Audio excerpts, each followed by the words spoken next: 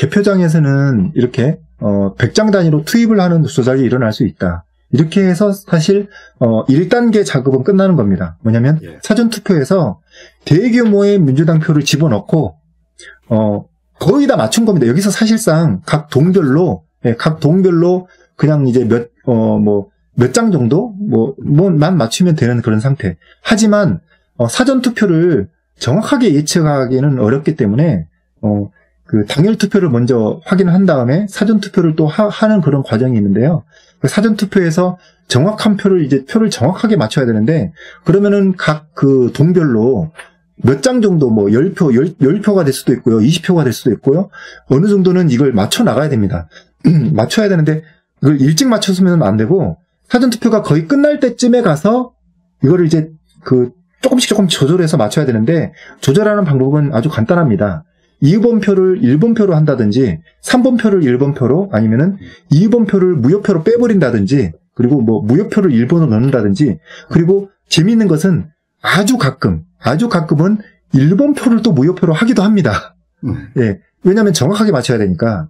예. 그런 식으로 해서 어쨌든 조작을 해가지고 그 투표지 분류기에서 조작을 이제 완료를 하는데, 이때는 투표지 분류기가 분명히 통신이 돼야 된다는 겁니다. 네. 예, 사전에 많이 넣었다고 해서 사전투표 분류기에 통신이 그럼 안 돼도 되느냐? 이게 절대 아니고 정확하게 맞춰야 되기 때문에 꼭 반드시 통신이 돼야 됩니다. 선관위는 계속 아니라고 하고 LG 조사라든지 이런 거에서 자꾸 이제 없는 것으로 이제 떼냈다든지 여러 가지 변명을 하고 있지만, 분명히 통신 장비가 들어있다고 이제 추측이 되는 거고요. 여러 가지 선관위 의심스러운 행동이 한두 가지가 아닙니다. 무슨 사전투표 관리하는데 또 돈이 노트북마다 10만 원씩 들어오기도 했고, 여러 가지 의심스러운 정황이 있는데요. 그런데 어쨌든 제어용 컴퓨터가 LG 그램을 쓰지 않습니까? 그죠? 네. 그러니까 그게 통신 장비가 탑재 안 된다는 거는 그건 세상 사람들이 웃을 일인데. 근데 이제 그 분류기가 이제 미세 조정하는데 주로 동원됐다, 이렇게 말씀하셨는데, 어떻든 그 박수현 씨하고 정진석 씨가 맞붙었던 그 부여군 청량군. 네. 그 부분 사례도 좀 특별할 수가 있죠. 네, 그 부여, 기자가 쭉 취재를 해주셨는데. 그러니까 이게, 선관위가 전체적인 이 조작을 하는 컨트롤 타워가 있겠죠. 예, 분명히 있었을 겁니다. 그런데 더 컨트롤 타워가 있었겠지만 더 강하게 추정이 되는 이유가 바로 부여 청양의 사례입니다. 네. 이게 부여 청양에서는 도대체 어떤 일이 있었는지 모르겠는데, 이렇게 사전 투표를 먼저 그 당일 투표를 먼저 하지 않고 사전 투표를 먼저 열었거든요. 근데 그 이유도 좀 잘 모르겠어요. 추정으로서는 사전 투표함에 미리 투표지를 넣는 것이 원활하게 작업이 안 됐다. 또 100장씩 넣는 것도, 이것도 이제 1-2 작업이죠. 1단계 두 번째 작업인데, 이것도 또 실패한 걸로 보입니다. 그러니까 감시를 열심히 했는지 그런 건 모르겠습니다만, 아마 이제 그랬을 것으로 보이는데, 워낙에 이제 감시를 철저하게 하니까 1-1도 실패하고 1-2도 실패해버리니까 2번에서는 미세 조정만 해야 되는데, 경우에 따라서는 2번에서도 대량 조작이 가능한 것으로 보입니다. 그렇기 때문에 부여 청양에서 대량의 조작이 일어났다. 씨는 여권에서도 아주 참 관심 있는 인물이니까 반드시 정진석 씨를 꺾어야 되는. 그 정진석 씨는 지역 기반이 꽤 강하죠. 그런데 아주 참 섭섭한 거는 정진석 씨가 거의 기사회생, 그 참관인들이 참 하늘의 도우심을 발견해가지고 그렇게 했는데, 일체 그냥 자기는 땅 떼었으니까 그냥 입 딱 다물고 그냥. 근데 거기 조작한 것을, 사전투표 조작료를 보면은요, 거기 조작이 덜 됐습니다. 예, 하다가 들켜서 그때 후로 이제 중단이 된 건지 어떤 건지는 모르겠습니다만. 또 조작을 심하게 안 되는 종로구 같은 경우는 좀 심하게 했죠. 꼭 당선시켜야 될 사람들. 이낙연 씨 같은 경우는 굉장히, 그러니까 종로구 같은 경우는 한 30% 정도, 그죠? 네. 예, 30%가 됐고, 30%의 이제 민주당 표가, 이제 그 30%라는 게 어쨌든 좀 이제 애매한데, 사전 당일을 이제 뺀 그런 차이기 때문에 정확한 투표지 수도 계산을 했습니다. 그 투표 수도 이제 바로 이제 엑셀 열어서 볼 수는 있는데, 예. 어쨌든 그냥 간단하게 30% 추가했다. 이렇게 보시면 될 것 같습니다. 사전투표에. 아무튼 그 황교안 후보가 뭐 늦게나마 그렇게 역사적 소임을 다하고 있기 때문에 참 제대로 일을 하고 계신다 그렇게 하는데, 네. 참 좀 아쉬운 것은 우리가 너무나 이렇게 부정선거를 추적해 온 사람들은 그 종로구 사례를 안타깝게 생각했기 때문에 황 대표가 좀 더 상황 판단을 빨리 하셨으면은 이런 어떤 전국을 완전히 뒤엎을 수 있지 않았겠느냐. 그래서 이제 황교안 대표가 한 4, 50일 만에 그렇게 결정을 내리는 걸 보면서 지도자라는 사람들은 결국은 판단을 하는 사람들이니까 좀 더 판단이 빨랐으면 너무나 좋았을 테고, 개인적으로 그렇고 국가적으로 그렇습니다. 그래도 막 늦게나마 그렇게 황 대표가 나오셔가지고 이 이슈를, 정치인으로서는 참 쉽지 않은 이야기인데 다 다음 자리를 생각하기 때문에 뭐 나경원 씨라든지 그다음에 오세훈 씨라든지 김진태 씨라든지 이런 분들 다 아깝게 떨어진 게 아니라 다 당선된 사람들이잖아요. 그런 부분들은 다 이제 네.